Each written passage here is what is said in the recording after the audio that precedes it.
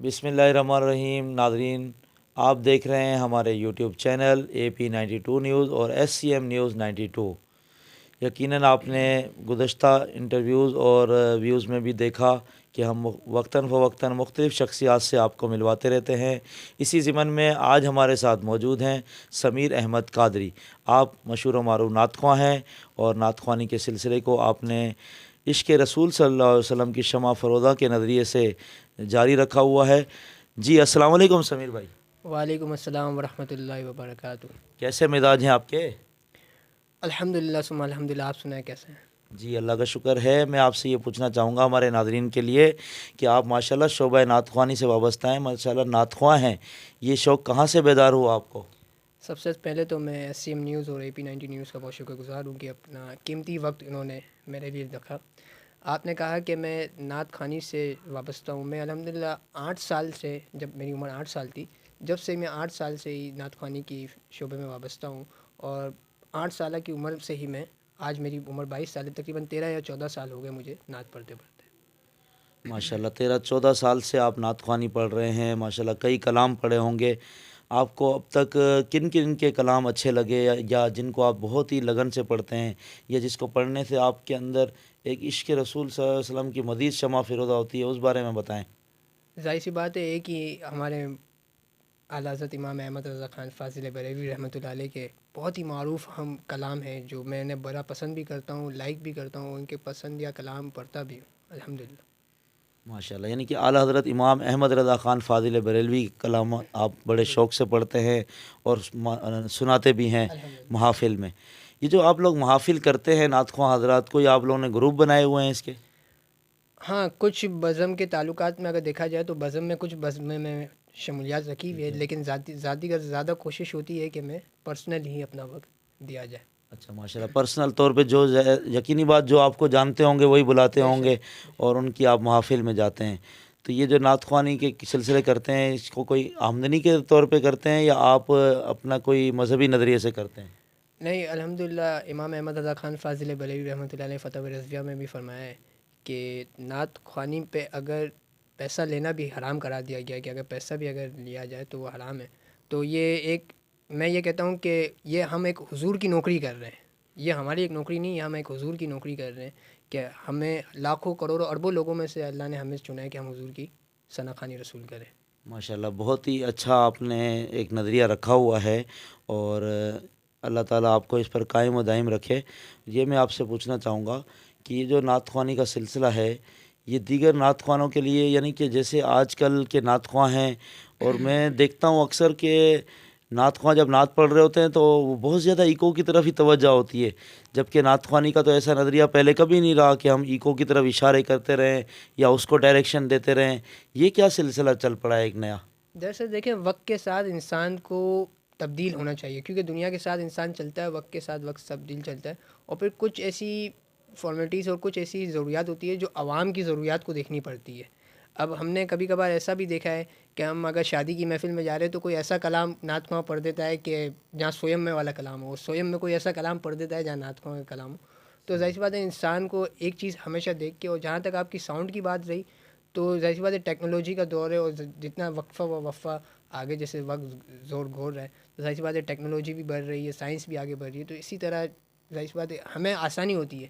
اب اتنی آسانی ہو گئی، پہلے تو یہ آپ دیکھا جاتا تھا مشتاق احمد صاحب، آپ ماشاءاللہ بڑے پرانے نعت خواں رسول صلی اللہ علیہ وسلم موجود ہیں. پہلے اتنا مائک اور اتنا وہ ایکو سسٹم نہیں ہوا کرتا. اب تو یہ ہے کہ اتنا آسان ہو گیا کہ لب ہلانے کی ضرورت پڑتی ہے اور جو ہے نا الحمدللہ کہ کافی دور دور تک یہ آواز جا سکتی ہے. اچھا ماشاءاللہ، یہ بتائیں چلیں ماشاءاللہ نعت خوانی کے ساتھ ساتھ سلسلہ روزگار کیا ہے آپ کا؟ میرا اگر سلسلہ روزگار دیکھا جائے تو میں امپورٹ ایکسپورٹ کا بزنس کرتا ہوں. چلیں ماشاءاللہ. اور دیگر یہ ہے کہ کوئی تعلیم وغیرہ بھی آپ حاصل کر رہے ہیں؟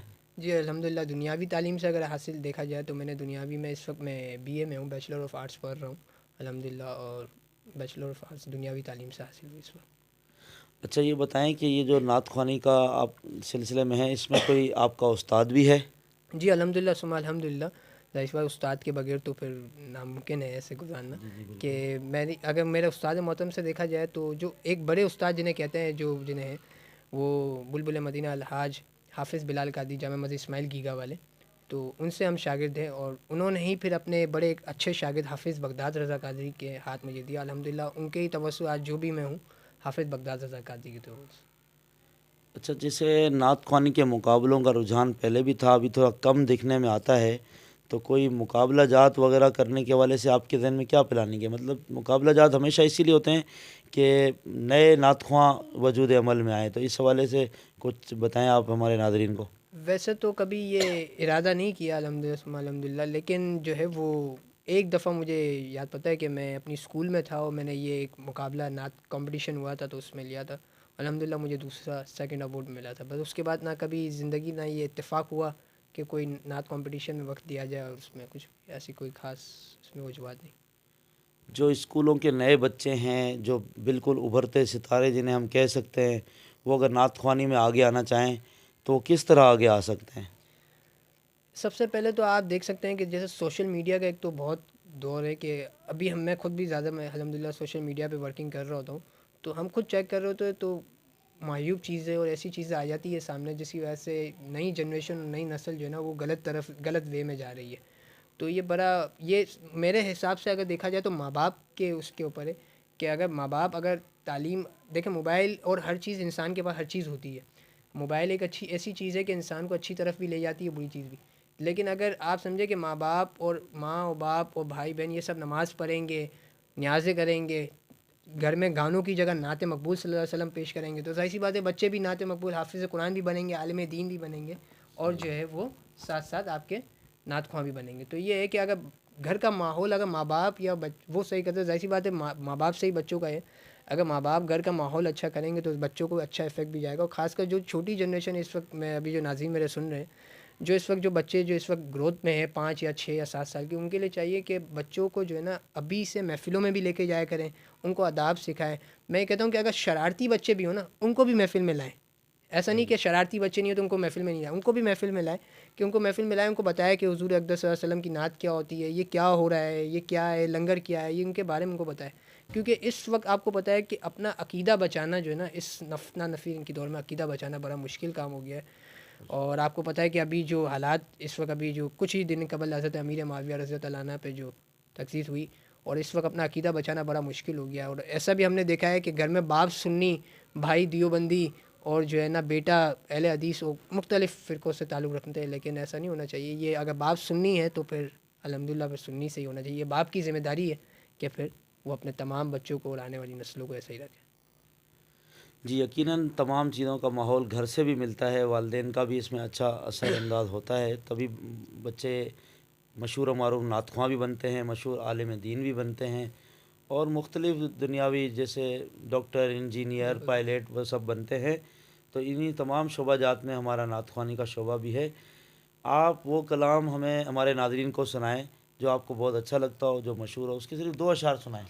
میں آپ کو اعلیٰ حضرت امام احمد رضا خان فاضل بریلوی رحمۃ اللہ علیہ کا بڑا پیارا لکھا ہوا کلام پیش کرتا ہوں. سماعت فرماتے ہیں. میں کہ صلی اللہ نبی صلی اللہ تعالی علی محمد صلی اللہ علیہ وسلم. زمین و زمان تمہارے لیے، مکین و مکان تمہارے لیے، زمین و زمان تمہارے لیے، مکین و مکان تمہارے لیے. اے وجہ ہے تخلیق کائنات تیرے صدقے، جانے جانا تیرے صدقے، جانے جانا تیرے قربان، جانے جانا. دہن میں زباں تمہارے لیے، بدن میں ہے جان تمہارے لیے. ہاں ہم آئے یہاں تمہارے لیے، ہاں ہم آئے یہاں تمہارے لیے، اٹھے بھی وہاں تمہارے لیے. اے وجہ ہے تخلیق کائنات تیرے صدقے، جانے جانا تیرے قربان جانے جانا. صبا وہ چلے کہ باغ پلے وہ پھول کھلے کہ دن ہو بھلے لیوا کے تلے ثنا میں کھولے لیوا کے تلے ثنا میں کھولے رضا کی زبان تمہارے لیے اے وجہ ہے تخلیق کائنات تیرے صدقے جانے جانا تیرے قربان جانے جانا. ماشاء اللہ، سبحان اللہ. آپ اپنے کلام سے بھی ہمیں مستفید فرما رہے تھے.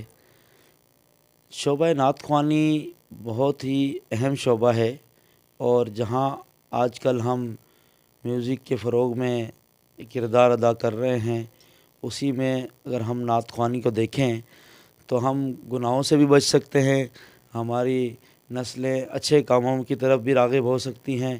اور یہ کلام جو ہم نعت رسول مقبول صلی اللہ علیہ وسلم کے طور پر پیش کرتے ہیں، یہ یقینی طور پر ہمارے ایمانی جذبات کو ابھارتے ہوئے ہمارے عقائد کی بھی پختگی کا نشان بنتے ہیں اور عقیدے پختہ ہوتے ہیں. اسی کے ساتھ ناظرین ہمیں اجازت دیجیے، آخر میں یہ کہوں گا کہ آپ ہمارے یوٹیوب چینل کو ضرور سبسکرائب کریں، تاکہ ہر آنے والے انٹرویوز اور واقعات اور جو بھی ہم آپ کو پیش کریں وہ آپ تک سب سے پہلے اسی صورت میں پہنچ سکتے ہیں کہ آپ ہمارے چینل کو سبسکرائب کریں اور بیل آئیکن کو دبائیں، تاکہ ہماری تمام نوٹیفیکیشن آپ کے پاس پہلے پہنچ سکیں. شکریہ.